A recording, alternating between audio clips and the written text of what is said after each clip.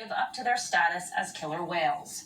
The woman aboard the boat was in the face of real danger and an emotional dilemma. Either save the sea lion's life or her own. Yeah, I know you suffer, honey. This is how the world works. Oh, boy.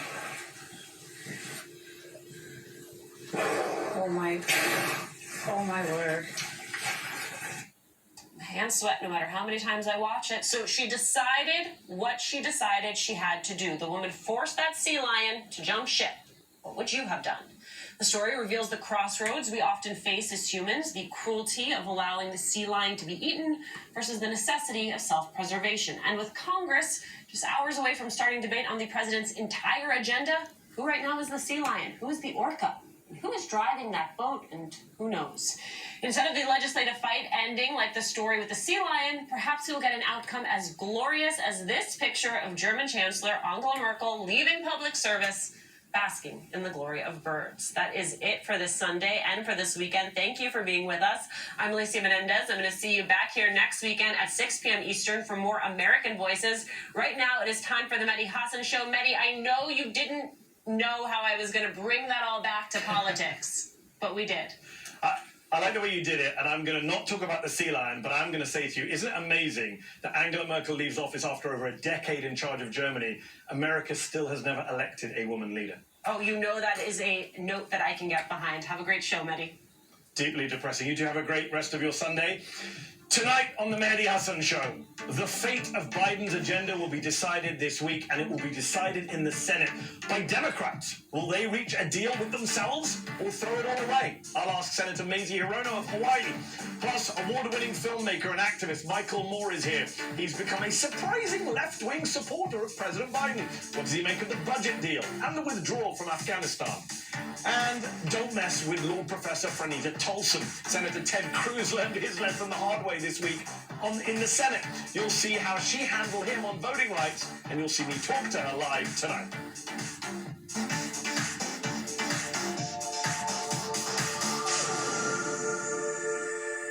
Good evening. It's a little over a month until Halloween, but it already feels like we're living in a modern American horror movie. As if living through a deadly pandemic wasn't bad enough, we've seen voting rights being whittled away, unemployment benefits cut off, the expiration of the eviction moratorium, white nationalism taking over the GOP, and right-wing Senate Democrats dominating their party's agenda. And if all that doesn't crush your spirits, we've got a potential government shutdown and debt crisis coming down the line. Oh, and a political stalemate over a $3.5 trillion social and economic policy and climate change bill, the heart of the Biden agenda. But if you're thinking the Republican Party is the Freddy Krueger of this nightmare, you'd be wrong. It's the left.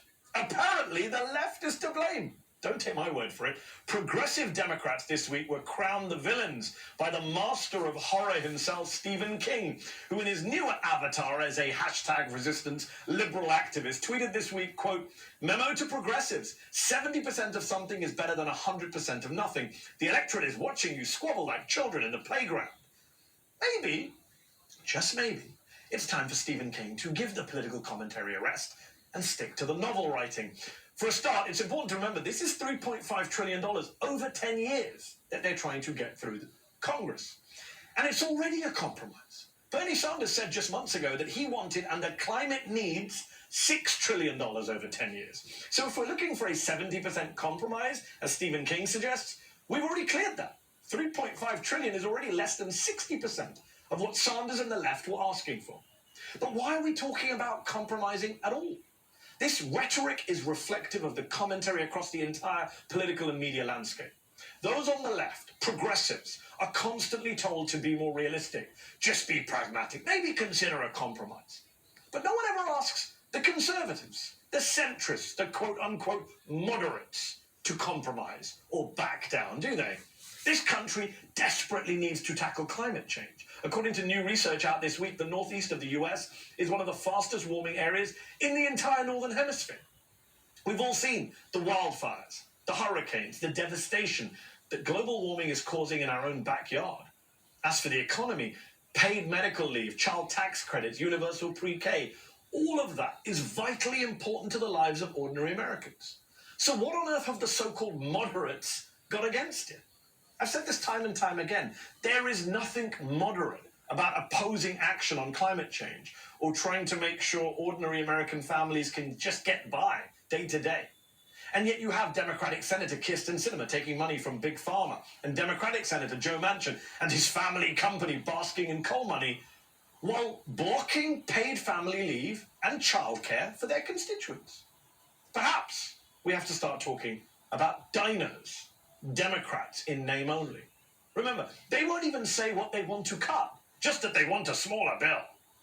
President Biden quite literally said to Senator Manchin in the Oval Office last week, "Give me a number."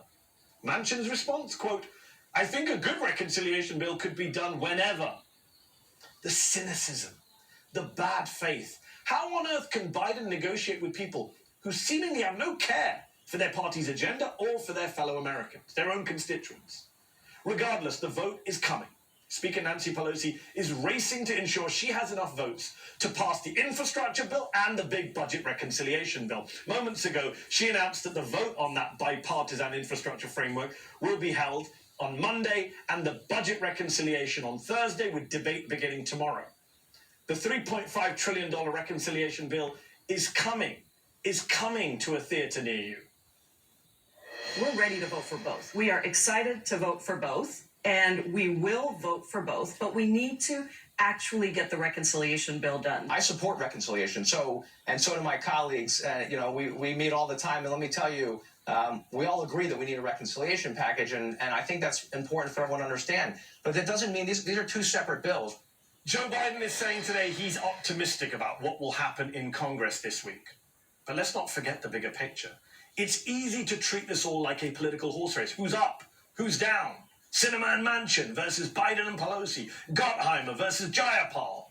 But it's important to realize that's not really what matters in the end. Because the main story here that should bother all of us is that the American people are suffering for no good reason. They're being gaslighted. Why is it that the US is the only industrialized country that cannot guarantee healthcare or childcare or family leave for its citizens? Now you have even top Democrats in Congress, supposedly centrist, moderates, realists, saying, "Sorry, America, you can't have what everyone else has." I'm sorry, but they're lying to you. We can afford $3.5 trillion over 10 years. We can afford to tax the super rich. We can afford to guarantee basic rights and living standards to the people of this country.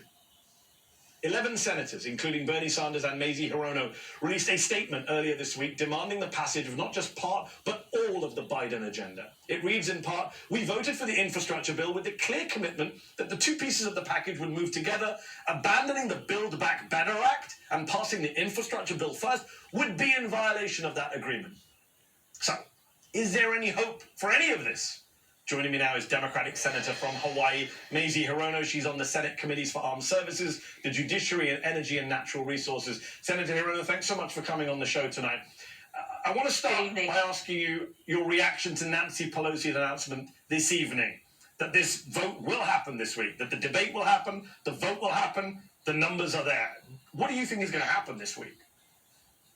What's going to happen is what Nancy says is going to happen because she knows how to count votes.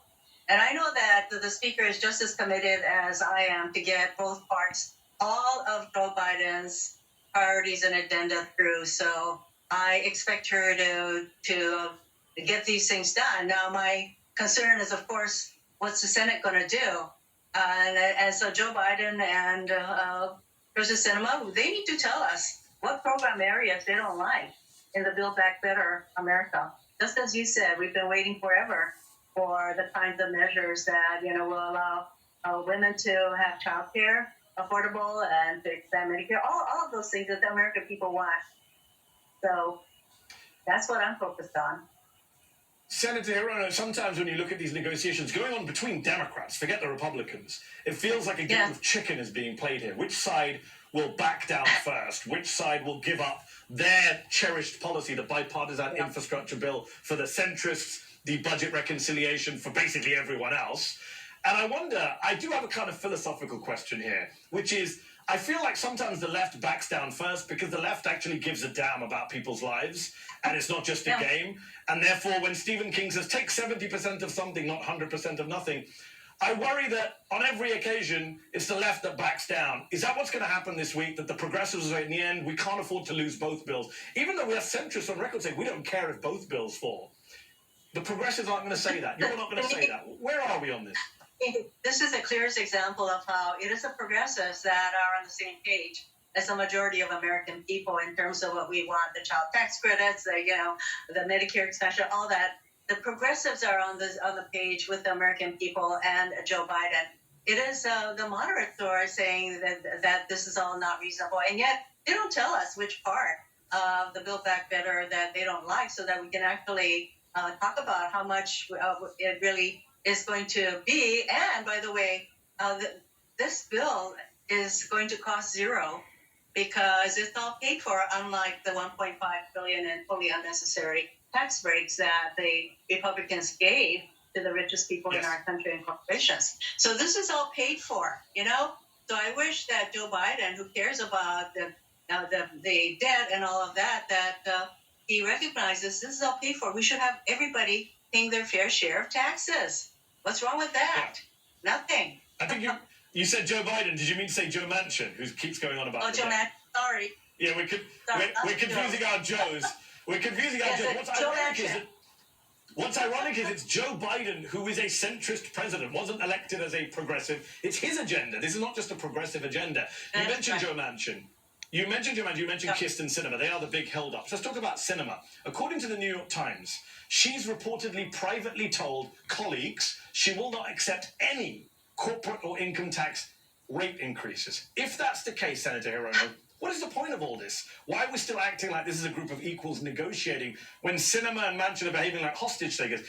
All these bills are dead if she's not going to agree to a single tax rise. Are you one of the colleagues she's confided that to, according to the Times?